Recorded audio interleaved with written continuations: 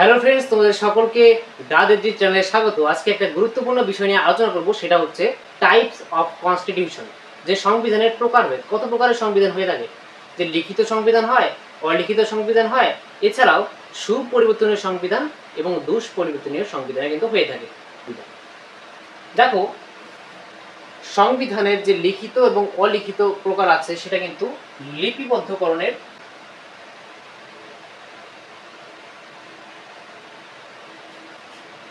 প্রকৃতি ও পরিমাণের উপর ভিত্তি করে।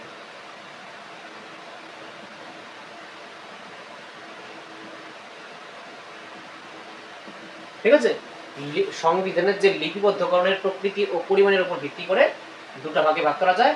একটা হচ্ছে লিখিত সংবিধান,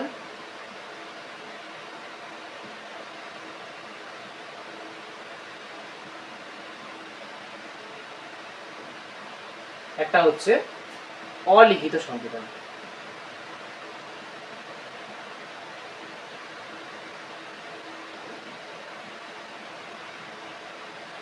ঠিক আছে, আরেকটা প্রকার হয়, সেটা হচ্ছে সংবিধান সংশোধনের পদ্ধতির উপর ভিত্তি করে। ঠিক আছে, সংশোধনী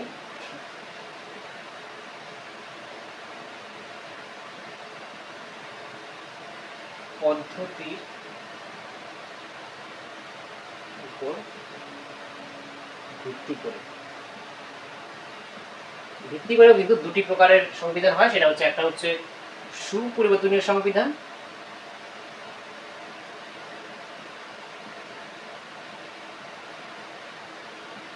সুপরিবর্তনীয় সংবিধান, আর একটা হচ্ছে দুষ্পরিবর্তনীয়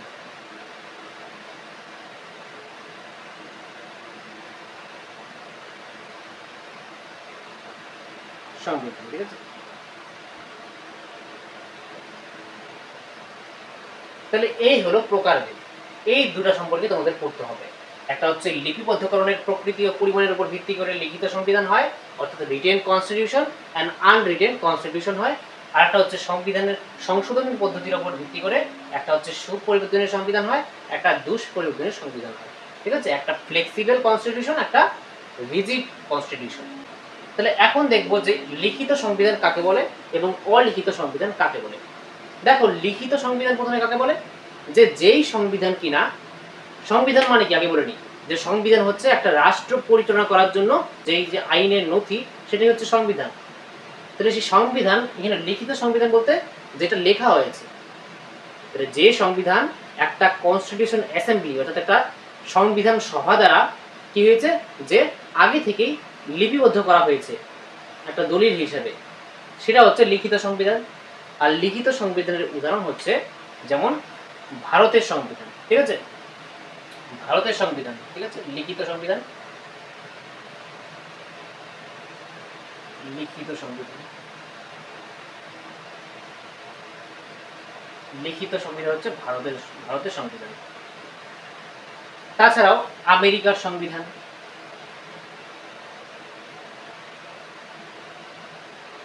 ফ্রান্সের সংবিধান। তাহলে এগুলি হচ্ছে লিখিত সংবিধানের উদাহরণ। এই তিনটি দেশে লিখিত সংবিধান দেখা যায়। এবার অলিখিত সংবিধান কাকে বলে? যে অলিখিত সংবিধান বলতে বোঝায় যে সংবিধান কোনো সংবিধান সভা দ্বারা কিন্তু লিখিত হয়নি, প্রচলিত রীতিনীতি, আইনসভায় প্রণীত আইন, তারপরে বিচারালয়ের যে রায়, তার উপর ভিত্তি করে যে সংবিধান তৈরি হয় সেটা হচ্ছে অলিখিত সংবিধান। যেমন অলিখিত সংবিধানের উদাহরণ হচ্ছে অলিখিত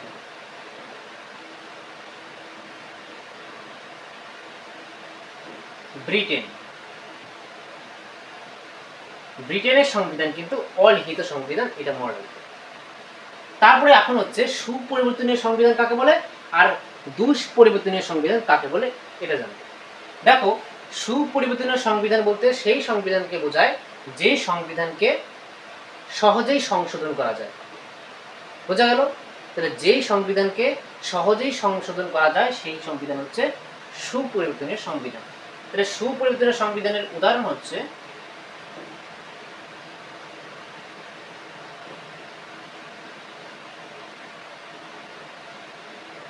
ব্রিটেনের সংবিধান। ঠিক আছে, তাহলে ব্রিটেনের সংবিধান অলিখিত সংবিধান, আবার সুপরিবর্তনীয় সংবিধান। আর এখন দুষ্পরিবর্তনীয় সংবিধান কাকে বলে? যে সংবিধান আর কি, যে সংবিধান সংশোধন করা পদ্ধতিটা খুবই জটিল, সহজে পরিবর্তন করা যায় না সংবিধান, বা সংবিধান সংশোধন করা যায় না সহজে, সেটা হচ্ছে দুষ্পরিবর্তনীয় সংবিধান। ঠিক আছে, তাহলে দুষ্পরিবর্তনীয় সংবিধানের উদাহরণ কি?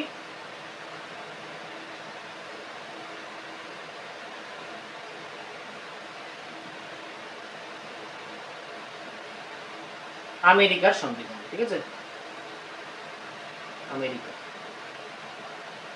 যুক্তরাষ্ট্র। আমেরিকা যুক্তরাষ্ট্রের সংবিধান হচ্ছে দুষ্পরিবর্তনীয় সংবিধানের উদাহরণ, অর্থাৎ সেইখানে যে সংবিধান সেটা সহজে সংশোধন করা যায় না, খুব জটিল একটা পদ্ধতি আছে। তাহলে এই হয়ে গেল লিখিত সংবিধান, অলিখিত সংবিধানের উদাহরণ, এবং সুপরিবর্তনীয় সংবিধান এবং দুষ্পরিবর্তনীয় সংবিধানের উদাহরণ, এবং কাকে বলে বুঝলে সেটা। এখন তোমাদের মনে কোশ্চেন আসবে যে ভারত কি সুপরিবর্তনীয় সংবিধান নাকি দুষ্পরিবর্তনীয় সংবিধান? ভারত লিখিত সংবিধান, এটা তোমরা বুঝলে। তাহলে ভারতের সংবিধান কিন্তু অলিখিত সংবিধান না, ভারতের সংবিধান হচ্ছে লিখিত সংবিধান। আর এটা সুপরিবর্তনীয় সংবিধান নাকি দুষ্পরিবর্তনীয় সংবিধান? তাহলে মনে রাখবে, ভারতের সংবিধান না সুপরিবর্তনীয় না দুষ্পরিবর্তনীয় সংবিধান। ভারতের সংবিধান হচ্ছে সুপরিবর্তনীয় এবং দুষ্পরিবর্তনীয়তার মিশ্রণ, অর্থাৎ কিছুটা অংশ ভারতের সংবিধানের সুপরিবর্তনীয় এবং কিছুটা অংশ দুষ্পরিবর্তনীয়। মানে ভারতের সংবিধানের এমন কতগুলি আইন আছে যেগুলিকে পরিবর্তন করা খুব কঠিন, যেগুলিকে সংশোধন করা খুব আর কি একটা জটিল পদ্ধতি। আর কিছু এমন সাধারণ আইন আছে যেগুলিকে আর কি সহজেই পরিবর্তন করা যায়, অর্থাৎ সুপরিবর্তনীয়। তাহলে এর জন্যই ভারতের সংবিধান হচ্ছে অংশত সুপরিবর্তনীয় এবং অংশত দুষ্পরিবর্তনীয়। কিছুটা অংশ সুপরিবর্তনীয়, অর্থাৎ সহজেই পরিবর্তন করা যায়, সংশোধন করা যায় ভারতের সংবিধানে, আর কিছু কিছু আইন আছে ভারতের সংবিধানে যেগুলো সহজে পরিবর্তন করা যায় না। তাহলে এখন জানবো যে লিখিত সংবিধানের সুবিধা অসুবিধা এবং অলিখিত সংবিধানের সুবিধা অসুবিধা। ঠিক আছে, তাহলে প্রথমে এখানে লিখে দিচ্ছি, তারপরে এক এক করে আলোচনা করছি। এখন দেখো যে লিখিত সংবিধানের সুবিধা আর অসুবিধা এবং অলিখিত সংবিধানের সুবিধা এবং অসুবিধা। প্রথমে দেখো যে লিখিত সংবিধানের সুবিধা কি কি। দেখো প্রথম হচ্ছে স্পষ্টতা। দেখো সংবিধান, লিখিত সংবিধানের মধ্যে কি থাকে, যে স্পষ্টভাবে লিখিত আকারে আগে থেকে কি থাকে, যে রাষ্ট্র পরিচালনা করার জন্য, শাসন কার্য পরিচালনা করার জন্য কার কোন দায়িত্ব, কার কোন ক্ষমতা থাকবে এবং নাগরিকের কি কি মৌলিক অধিকার থাকবে, সমস্ত লিখিত আকারে থাকে। তাহলে সকলে সচেতন থাকে, তার জন্য একটা স্পষ্টতা দেখা যায় লিখিত সংবিধানে। তারপর হচ্ছে স্থায়িত্ব। স্থায়িত্ব কিসের জন্য, যে লিখিত সংবিধান বেশিরভাগই কি হয়, যে বেশিরভাগ লিখিত সংবিধান দুষ্পরিবর্তনীয় হয়, অর্থাৎ সহজে পরিবর্তন করা যায় না। আর তার ফলে কি হয়, যে সংবিধান একটা স্থায়ী রূপ ধারণ করে, অর্থাৎ সহজে পরিবর্তন করা যায় না, এটা স্থায়িত্ব দেখা যায় সংবিধানে। তারপর হচ্ছে 3 নম্বর, যে যুক্তরাষ্ট্রীয় ব্যবস্থার ক্ষেত্রে অপরিহার্যতা। যে যুক্তরাষ্ট্রীয় ব্যবস্থা বলতে ফেডারাল স্ট্রাকচার যাকে বলা হয়। ঠিক আছে, ফেডারাল স্ট্রাকচার বলতে ভারতের মধ্যে কেমন সরকার আছে, যে কেন্দ্র সরকার আছে এবং রাজ্য সরকার আছে। তাহলে যুক্তরাষ্ট্রীয় ব্যবস্থা বলতে এটাকেই বোঝায় যে রাজ্য এবং কেন্দ্র তার মধ্যে ক্ষমতা বন্টিত আছে। ঠিক আছে, তাহলে কেন্দ্রের কাছেও ক্ষমতা আছে এবং রাজ্যের কাছেও ক্ষমতা আছে। তাহলে কার কাছে কতটুকু ক্ষমতা আছে তা নিয়ে কিন্তু বিবাদ বাড়তে পারে। সেজন্য লিখিত সংবিধান আগের থেকেই লেখা থাকে যে রাজ্য সরকারের কতটুকু ক্ষমতা, কেন্দ্র সরকারের কতটুকু ক্ষমতা, তার জন্য কোনো বিবাদ হয় না। তাহলে এটাই হচ্ছে একটা অ্যাডভান্টেজ বা বলতে পারো সুবিধা, যে যুক্তরাষ্ট্রীয় ব্যবস্থার ক্ষেত্রে অপরিহার্যতা এটা দরকার হয়। তারপরে দেখো যে গণতন্ত্রের স্বরূপ বজায় থাকে। তাহলে গণতন্ত্রের স্বরূপ বজায় থাকে, অর্থাৎ সংবিধানের মধ্যে ভারতের নাগরিকের মৌলিক অধিকার সমূহ লেখা থাকে আগের থেকেই, তাহলে সরকার সহজেই সেই মৌলিক অধিকারকে ক্ষুণ্ণ করতে পারে না। তাহলে এর দ্বারা গণতন্ত্রের স্বরূপ বজায় থাকে। তারপরে দেখো অসুবিধা। এখন লিখিত সংবিধানের অসুবিধা কি কি। প্রথমে দেখো যে যুগোপযোগী নয়। তাহলে এখানে যুগোপযোগী নয় বলতে বোঝায় হচ্ছে যে লিখিত সংবিধান সাধারণত দুষ্পরিবর্তনীয় হয়, অর্থাৎ সহজে পরিবর্তন করা যায় না, খুব কঠিন পদ্ধতি সংশোধন করা। তার জন্য কি হয়, যদি কোনো একটা পরিস্থিতির সৃষ্টি হয় আর সেই পরিস্থিতি মোকাবিলা করার জন্য যদি ভারতের সংবিধানে বা যে কোনো দেশের সংবিধানে যদি কি করতে হয়, যে সংশোধন করতে হয়, তখন কিন্তু সেটা খুব দ্রুত সেই সংবিধান সংশোধন করা যায় না। তার জন্য কিন্তু এটা একটা ডিসঅ্যাডভান্টেজ বা ডিমেরিটস বা অসুবিধা বলতে পারো। তারপরে দেখো যে জটিলতা। যে লিখিত সংবিধানের মধ্যে কিন্তু অনেক সময় জটিলতা দেখা যায়, যে সংবিধানের মধ্যে অনেক সময় কি হয়, যে অনেক ভাষাগত জটিলতা দেখা যায়, আর তা নিয়ে তর্ক বিতর্ক হয়। তাহলে এটা একটা অসুবিধা। তারপরে হচ্ছে অসম্পূর্ণতা। তাহলে একটা লিখিত সংবিধানের মধ্যে দেশ কিভাবে পরিচালিত হবে তার সম্পর্কে যে সমস্তটাই একদম লিখে থাকবে A to Z, সেটা কিন্তু থাকে না। ঠিক আছে, সেই জন্য একটা অসম্পূর্ণতা লক্ষ্য করা যায়। তারপরে দেখো যে মৌলিক অধিকারের রক্ষা কবচ নয়। তাহলে মৌলিক অধিকারের রক্ষা কবচ নয় হচ্ছে এর মধ্যে লিখিত সংবিধান। লিখিত সংবিধানে মৌলিক অধিকার প্রদান করার সঙ্গে সঙ্গে ওদের অনেক বাধা নিষেধ দেওয়া থাকে। তাহলে সেই বাধা নিষেধগুলিকে কাজে লাগিয়ে সরকার কি করতে পারে, যে সরকার মানুষের যে মৌলিক অধিকারকে সংকুচিত করতে পারে। তাহলে এই হয়ে গেল অসুবিধা, আর এই হয়ে গেল লিখিত সংবিধানের সুবিধা। তাহলে সুবিধা হচ্ছে স্পষ্টতা, লিখিত আকারে থাকে, সবাই সচেতন থাকে সেই ব্যাপারে। স্থায়িত্ব সহজে পরিবর্তন করা যায় না, তার জন্য স্থায়িত্ব দেখা যায়। যুক্তরাষ্ট্রীয় অবস্থার পক্ষে অপরিহার্য। তাহলে যুক্তরাষ্ট্রীয় অবস্থার ক্ষেত্রে অপরিহার্যতা, অর্থাৎ যুক্তরাষ্ট্রীয় অর্থাৎ রাজ্য এবং কেন্দ্র সরকারের মধ্যে ক্ষমতা আগের থেকেই লেখা থাকে, কার কতটুকু ক্ষমতা, তার জন্য আর কোনো ভেজাল হবে না বা সমস্যার সৃষ্টি হয় না।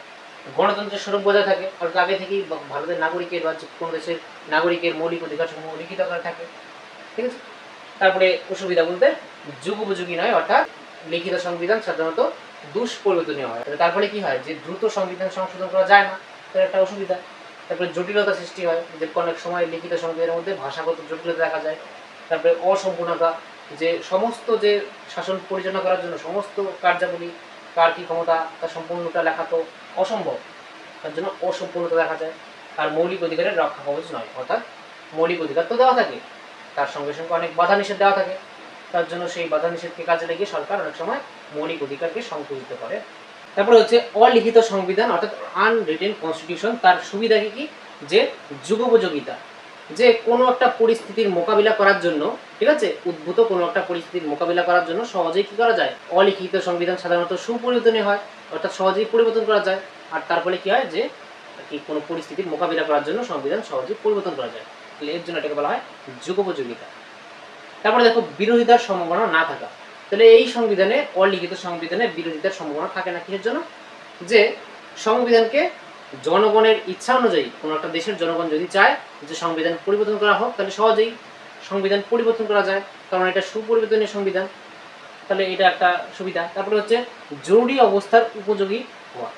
তাহলে জরুরি অবস্থা, কোনো যদি ইমার্জেন্সির কোনো সৃষ্টি হয়, ঠিক আছে, তাহলে কি হয়, যে খুব দ্রুত যদি সংবিধান পরিবর্তন করতে হয়, তাহলে অলিখিত সংবিধান হচ্ছে একটা সুপরিবর্তনীয় সংবিধান সাধারণত, যে সহজেই সংবিধান পরিবর্তন করা যায়। আর তার জন্য কি করা যায়, যে জরুরি অবস্থায় এটা একটা উপযোগী অলিখিত সংবিধান, যে সহজেই পরিবর্তন করা যায়। আর অসুবিধা কি, অসুবিধা হচ্ছে অস্পষ্টতা।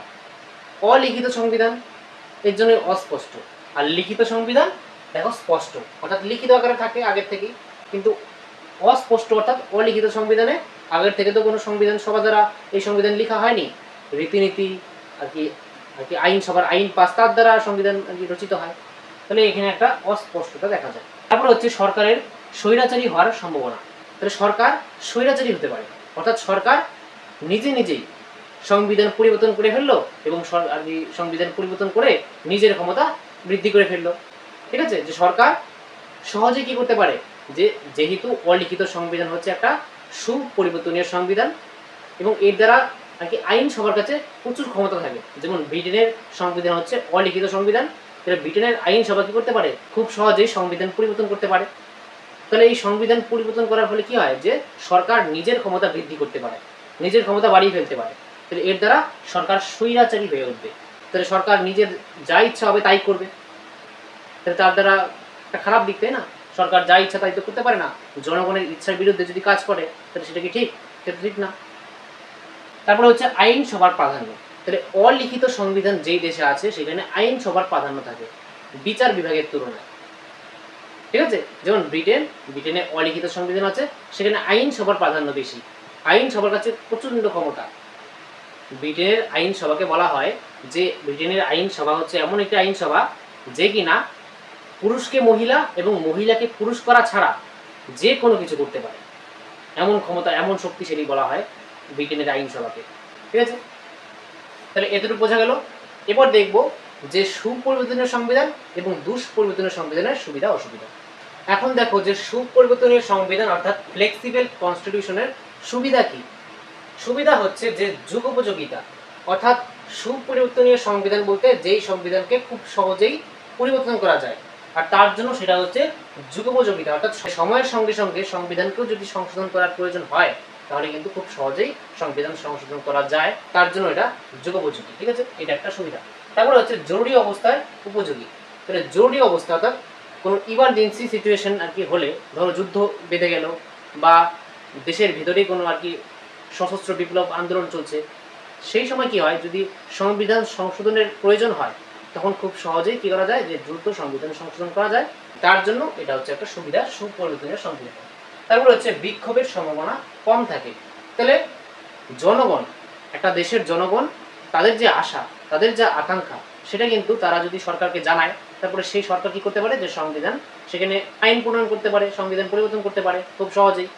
তাহলে যেই দেশের সংবিধান সুপরিবর্তনীয়, সেখানে কি হয়, যে খুব সহজেই সংবিধান সংশোধন করা যায়, আর তার দ্বারা জনগণের যে আশা আকাঙ্ক্ষা তা বাস্তবায়িত হয়। আর অসুবিধা কি, যে অসুবিধা হচ্ছে সরকারের স্বৈরাচারী হওয়ার সম্ভাবনা।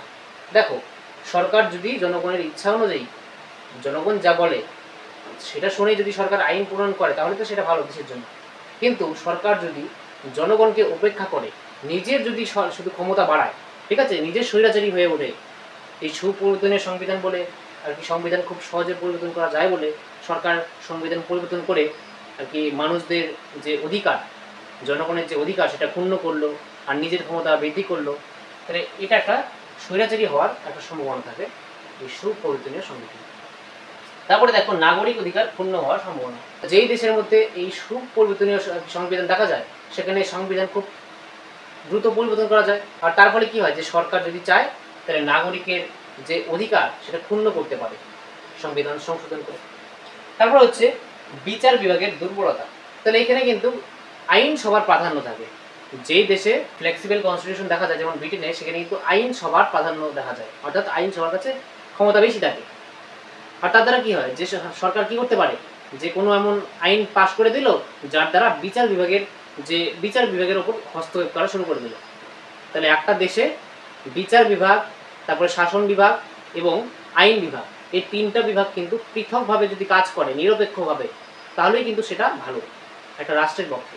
কিন্তু যদি এক বিভাগ আরেক বিভাগের উপর হস্তক্ষেপ করে, আইন বিভাগ বিচার বিভাগকে প্রভাবিত করে বা শাসন বিভাগ বিচার বিভাগকে প্রভাবিত করার চেষ্টা করে, তাহলে কিন্তু সেটা সেই দেশের পক্ষে ভালো নয়, সেই দেশের জনগণের পক্ষে ভালো নয়। তাহলে একটা বিচার বিভাগ দেশের কী হওয়া উচিত, নিরপেক্ষ হওয়া উচিত, ঠিক আছে, স্বাধীনভাবে যাতে কাজ করতে পারে। কিন্তু অনেক সময় আর কি আইন সবার প্রাধান্য বেশি থাকায় আইনসভায় এমন কোনো আইন পাশ করে দিল যার দ্বারা বিচার বিভাগের উপর হস্তক্ষেপ করতে পারে সরকার। তাহলে এটা হচ্ছে অসুবিধা। এবার দেখবো দুষ্পরিবর্তনীয় সংবিধান, অর্থাৎ যেই সংবিধানকে আর কি সংশোধন করা খুব কঠিন, ঠিক আছে, খুব সহজে আর কি সংশোধন করা যায় না সংবিধান। তাহলে প্রথম হচ্ছে স্থায়িত্ব। তাহলে এই সংবিধানে কি করা যায়, যে সহজে সংবিধান সংশোধন করা যায় না, আর তারপরে সংবিধানের স্থায়িত্ব বজায় থাকে। তারপর হচ্ছে সুরক্ষিত নাগরিক অধিকার। যেই সংবিধান দুষ্পরিবর্তনীয়, অর্থাৎ সহজে পরিবর্তন করা যায় না সংবিধান, সেখানের মধ্যে যে আর কি নাগরিক অধিকারগুলি লিপিবদ্ধ আছে যেই দেশের সংবিধানে, তা সহজে পরিবর্তন করা যায় না। তাহলে একটা ভালো দিক, যে নাগরিকের অধিকার সুরক্ষিত থাকে। কিন্তু যেই দেশের মধ্যে আর যেই দেশের সুপরিবর্তনীয় সংবিধান আছে, সেখানে খুব সহজেই সংবিধান পরিবর্তন করা যায়, আর তার ফলে নাগরিক অধিকার কি করতে পারে, যে ক্ষুণ্ণ করতে পারে সরকার।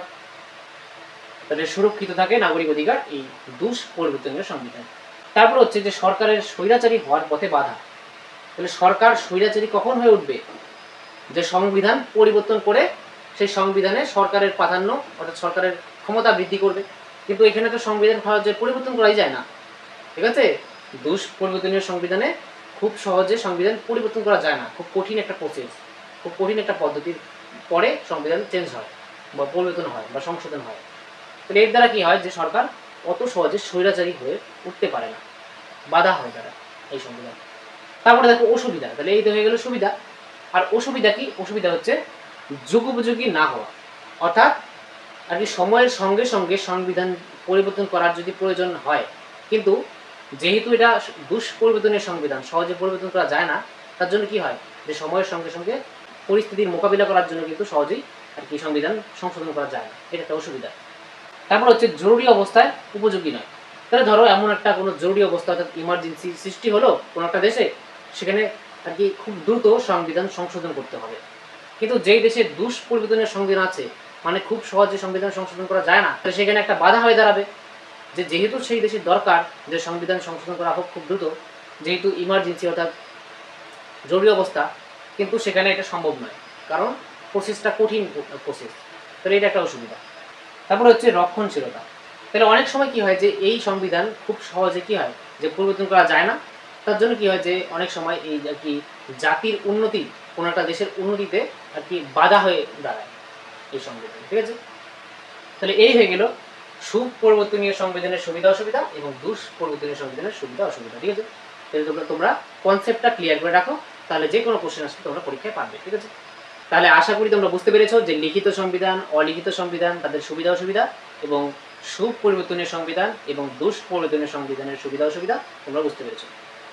তাহলে ভিডিওটি যদি তোমাদের ভালো লেগে থাকে তাহলে অবশ্যই একটি লাইক করো, আর চ্যানেলে যদি নতুন হয়ে থাকে তাহলে অবশ্যই চ্যানেলটি সাবস্ক্রাইব করে রাখো, আর এই ক্লাসটি তোমাদের বন্ধুদের সঙ্গেও তোমরা শেয়ার করতে পারো, যাতে তোমাদের বন্ধুরাও সংবিধান সম্পর্কে জানতে পারো। ঠিক আছে, তাহলে ভিডিওটি শেষ পর্যন্ত দেখার জন্য তোমাদেরকে অসংখ্য ধন্যবাদ। দেখা হচ্ছে পরের একটি নেক্সট ভিডিওতে, ততক্ষণ জন্য বাই।